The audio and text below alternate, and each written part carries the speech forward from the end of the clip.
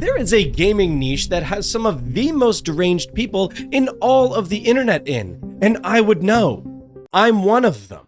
And that would be the Gacha community. The Gacha community continues to spiral in a cycle of vitriol, big corpo shilling, and of course, death threats. And while death threats are nothing new to the internet, it seems almost a little bit worse here, but that might just be because I'm friends with a lot of people in the space and see what they have to deal with on a regular basis. We exist in a really weird time here in our little corner of the internet, and I wanted to do my best to tackle why I think that is and see what we can maybe try and do about it. Is this a futile attempt? Maybe. Maybe. It very well could be. But I'll be damned if I don't give it a shot. So let's talk about why this community is so gosh darn toxic and what we can do about it. So bend over daddy's knee and get ready for a spanking, because I'm about to teach you kids a lesson. But before we do that, make sure to drop a like and subscribe too. Hopefully not, because like the spank, it's for the bit. Shut the fuck up. Now, there are a few components to the gacha space and why I think it is always primed and ready for combat more than sitting around for a political conversation over Thanksgiving dinner. Your political candidate's a walking corpse. Your political candidate is a literal felon. Anybody else hate the elderly? The gacha community is made up of a Venn diagram of 3 different groups, so let's walk through them real quick. Firstly, we have the antisocial and parasocial people. And now I'm sure there's some antisocial people who aren't going to be like being paired up with the parasocial people, but you know what? Screw off. This is my chart. I'm going to group it how I want to. Hoyoverse has been on record stating that they want to target antisocial people who can't communicate women for their games. People in this category easily attach themselves to characters and things in a parasocial manner. See Exhibit A. People treating video game characters like real people. An example of this taking place was with the Honkai Star Rail drama concerning the character of Robin. At least online and Twitter, people in the gay community could not tolerate any kind of straight ships for the character because she was supposedly reserved for the lesbians. People went to fucking war over this. It was crazy.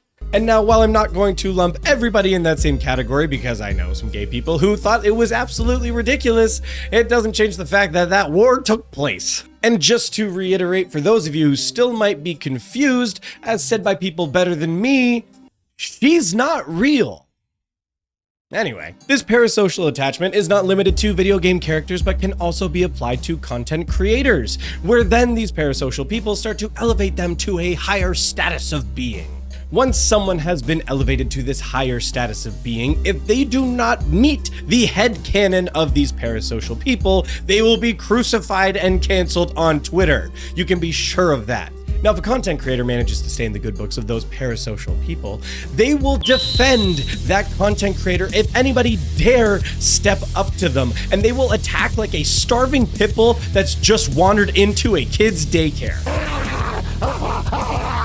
Both of these circumstances are an unhealthy attachment to characters or people, and it is not a good place for either party. But now that we understand our parasocials, let's talk about our second group, the gamblers. Now let's call a spade a spade.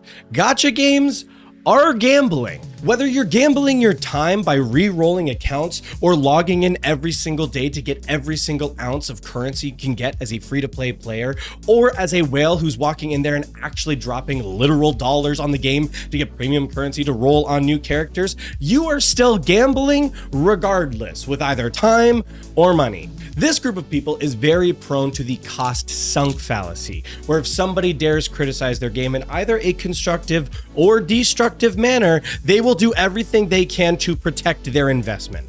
And you can be damn sure they're going to attack that offender on sight. They do this because they're worried that if their game loses in popularity and spending, that they're going to get the dreaded EOS, end of service. End of service is a horrific thought for the gambler because then you're actually faced with the amount that you've wasted on the game, because now it's just actually gone and there's nothing left. Let me be clear, you've already wasted all of that, but that's usually when the reality finally hits for people. But let's not get this mixed up. If you wail on a gacha game, I think you've already lost, personally. Don't get me wrong. I think you should have every right to do what you want on these games. And if you want to go and spend thousands of dollars on anime PNGs and or 3D models that you can run around the world in, you should have every right to.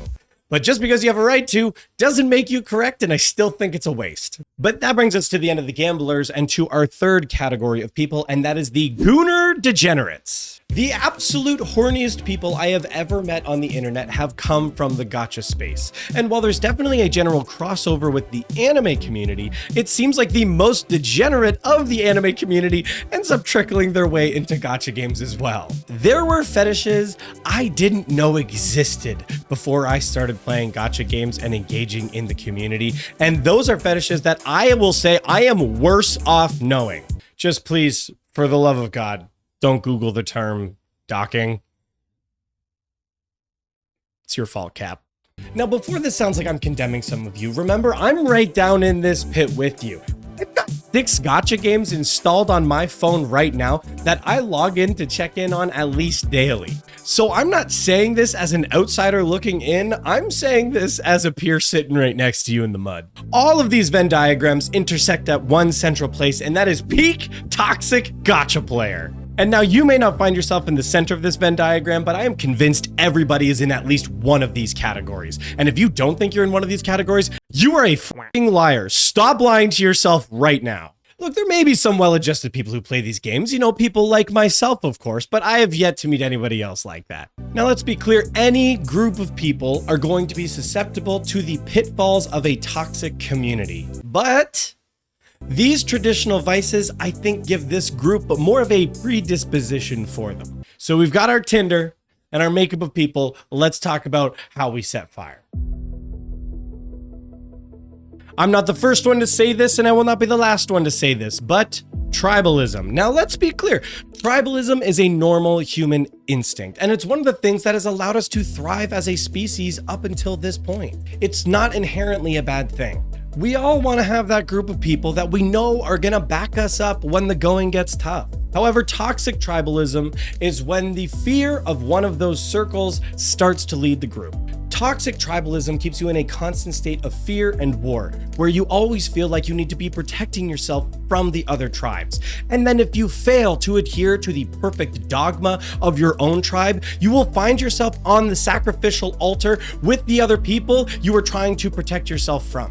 When left unchecked, toxic tribalism either only ends in a group devouring itself by trying to constantly achieve a certain degree of purity and people who adhere to the dogma, or if they manage to do that, it will lead them into a place where they refuse to look at any other perspective, leading them into a place of stagnation and a slow state of decay. Example, Genshin Impact is a game that has suffered from both of these things at different times, where if people didn't like the game enough, they were just seen as toxic, and now that they refuse to bring about any kind of change, the game has just been a slow state of decay for a while now. I know it's gonna piss off some Genshin stans, but look, I'm just calling it as I see it. Even if initially, when you found yourself in one of these groups, this was not your intention to act this way, just out of self-preservation, people's beliefs will shift over time just to subconsciously protect themselves. Now, if you've got a toxic tribe and you take a group of antisocial people who, generally speaking, have a hard enough time integrating themselves into particular groups, they're going to be ripe for this kind of experience. Then if you've got the gamblers in the group, they're very quick to weaponize that group of people because they have a fear of loss and want to protect their investments.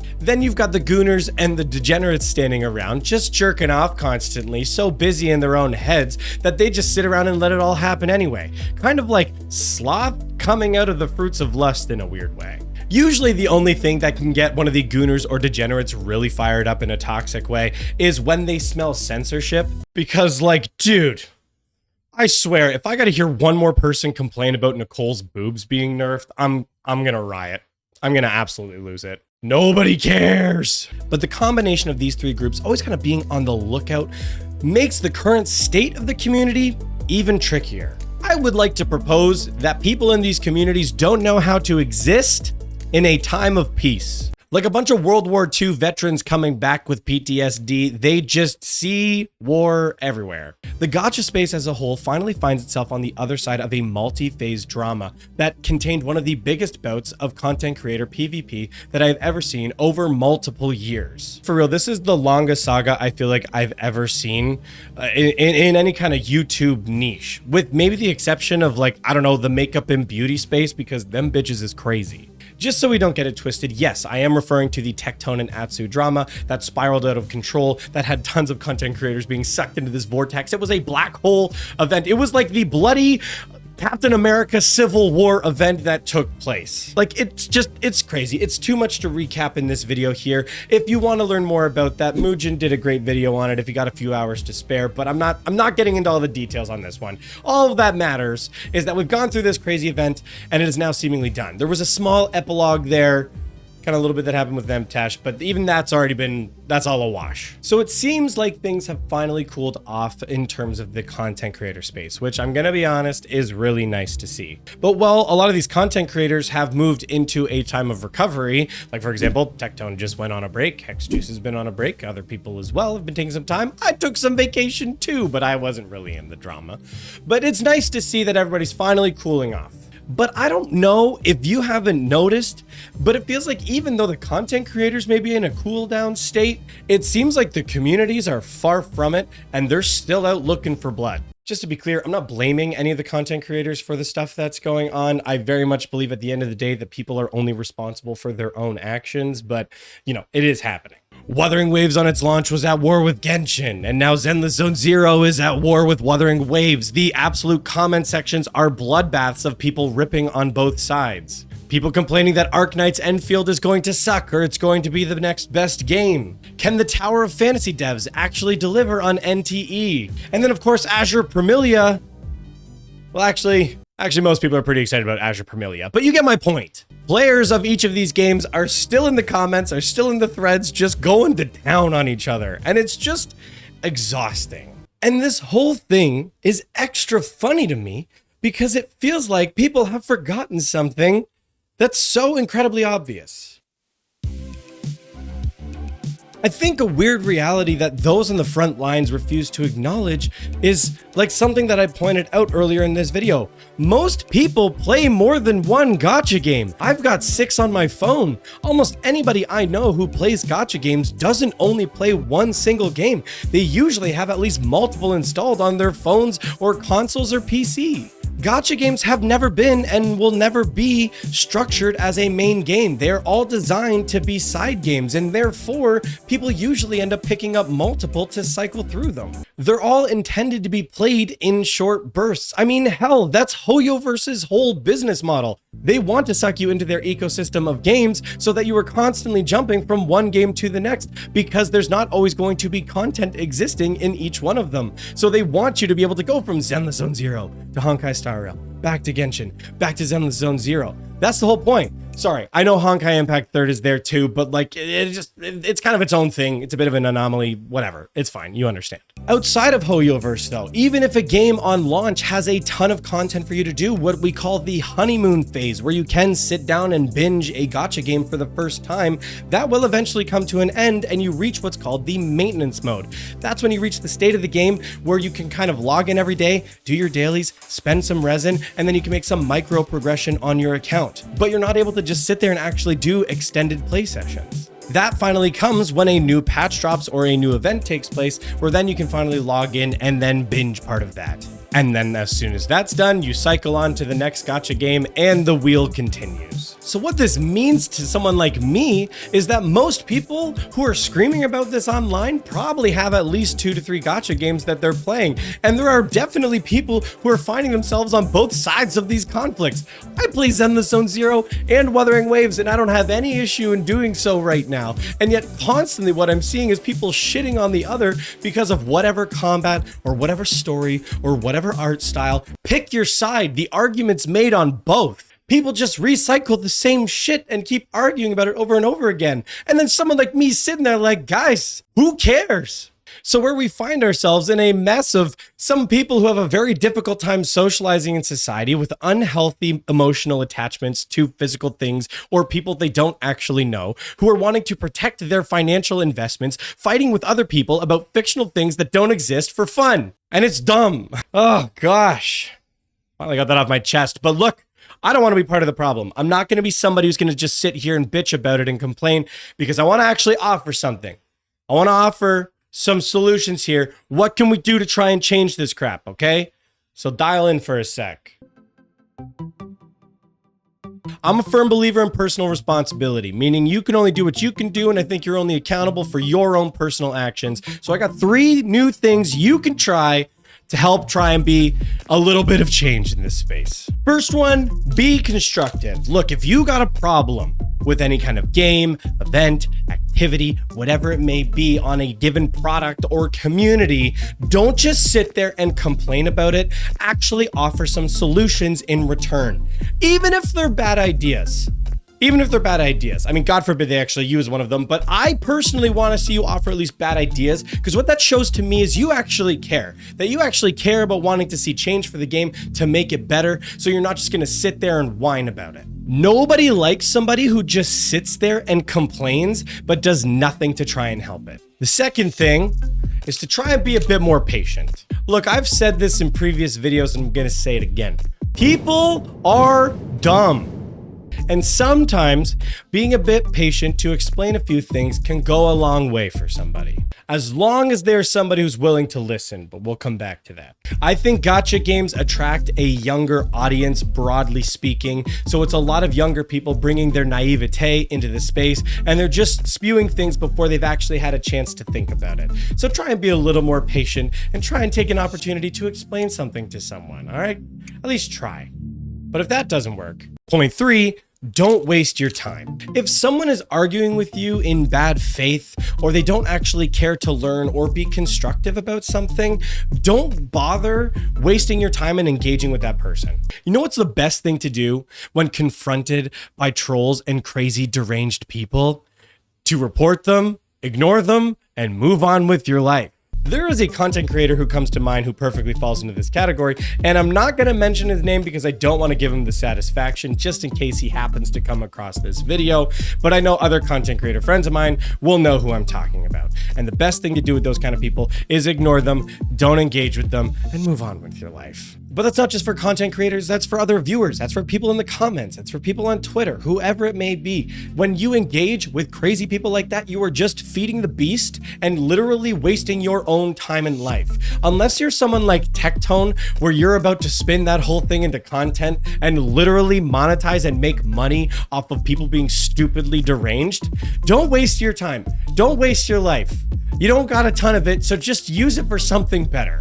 Now, if you made it this far in the video, thank you. Let me know what you guys think in the comments down below. I know I probably said a few things that probably pissed off a few people, but you know, we're just having a couple of goofs and gaffes in here while we're talking about something that is like adjacently serious. It's not that serious. It's still internet at the end of the day, but you know, it does affect a lot of people and a lot of people's experience. And also, play the games that you like. Somebody else hates the game and they don't like the game that you play, but you have fun playing it. Play it. I don't care. Who cares? It's your life. Frickin' live it. If you made this far in the video, make sure to like and subscribe for more content. Hope you enjoyed this one. I'll see y'all in the next one.